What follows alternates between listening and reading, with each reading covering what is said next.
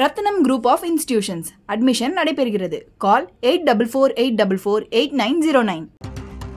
விசாரணை வளையத்திற்குள் பெரியார் பல்கலைக்கழக துணைவேந்தர் இருக்கிறார். விசாரணைக்காக லஞ்ச ஒழிப்புத்துறை அலுவலகத்தில் சேலம் பெரியார் பல்கலைக்கழக துணைவேந்தர் ஜெகநாதன் ஆஜரானார். நூலகர் மற்றும் உடற்கல்வி இயக்குநர் பொறுப்பு வழங்கியதில் முறைகேடு நடந்ததாக எழுந்த புகாரின் பேரில் தற்போது விசாரணைக்கு ஆஜராகியுள்ளார் சேலம் பெரியார் பல்கலைக்கழக துணைவேந்தர் ஜெகநாதன். விவரங்களை வழங்குவதற்காக செய்தியாளர் மோகன்ராஜ் இணைப்பில் இருக்கிறார். மோகன்ராஜ், கூடுதல் விவரம் என்ன?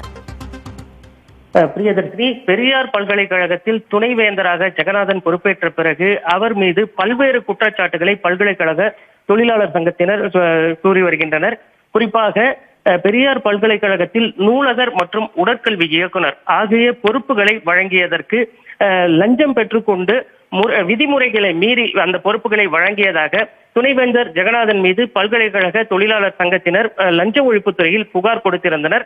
அது மட்டுமல்லாமல் அவ்வாறு நியமிக்கப்பட்ட 2 நபர்கள் அதாவது கணக்கு வழக்கு, வரவு செலவு கணக்கு வழக்குகளில் பல்வேறு போலியான பில்களை வைத்து மோசடி செய்திருப்பதாகவும் இந்த வழக்கில் புகாரில் குறிப்பிடப்பட்டிருந்தது. அதன் அடிப்படையில் ஏற்கனவே கடந்த 2 நாட்களுக்கு முன்பு சேலம் பெரியார் பல்கலைக்கழகத்தின் நூலகர் ஜெயபிரகாஷ் மற்றும் உடற்கல்வி இயக்குனர் வெங்கடாச்சலம் ஆகியோரிடம் சேலம் லஞ்ச ஒழிப்புத்துறையினர் விசாரணை நடத்தினாங்க.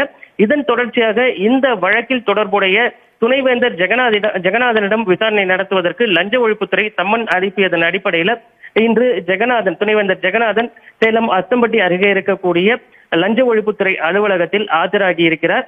அவரிடம் தற்பொழுது விசாரணை நடைபெற்று வருகிறது.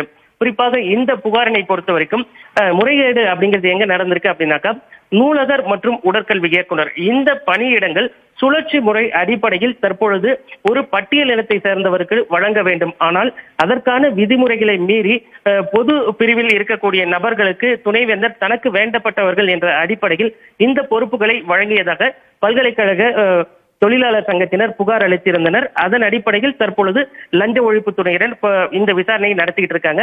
ஏற்கனவே கடந்த வாரத்தில் பார்த்தோம், சூரமங்கலம் போலீசார் பெரியார் பல்கலைக்கழக பூட்டர் பவுண்டேஷன் அறக்கட்டளை தொடங்கிய விவகாரம் தொடர்பாக துணைவேந்தர் ஜெகநாதனிடம் விசாரணை நடத்தினாங்க.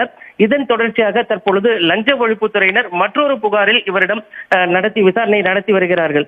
ஒட்டுமொத்தமாக பல்கலைக்கழகத்தில் நடைபெற்று இருக்கக்கூடிய இந்த விதிமீறல்கள் மற்றும் முறைகேடுகள், இந்த விவகாரம் தொடர்பான விசாரணை தற்பொழுது சூடுபிடித்திருக்கிறது அப்படின்னே சொல்லலாம். அதாவது மே மாதம் 19ஆம் தேதி துணைவேந்தர் ஜெகநாதன் பணி ஓய்வு பெற இருக்கக்கூடிய நிலையில இந்த விசாரணை தற்பொழுது சூடுபிடித்திருக்கிறது.